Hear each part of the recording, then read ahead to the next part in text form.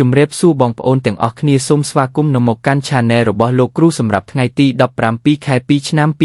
2026 នេះលោកគ្រូមានលេខតម្រុយល្អៗស្អាតៗដើម្បីចែកជូនបងប្អូនលេងកម្សាន្តប្រចាំថ្ងៃក្នុងថ្ងៃនេះដែលលោកគ្រូបានរៀបចំរួចជាស្រេចនៅតម្រុយឆ្នោតថ្ងៃថ្មីនេះតែមុននឹងចូលទៅកាន់តម្រុយលោកគ្រូក៏សូមបងប្អូនទាំងអស់គ្នាជួយចុចជាវនិងចុចដៃម្នាក់មួយដើម្បីជាកម្លាំងចិត្តតោះបងប្អូនកុំឲ្យខាតពេលវេលាយូរយើងចូលទៅកាន់តម្រុយទាំងអស់គ្នា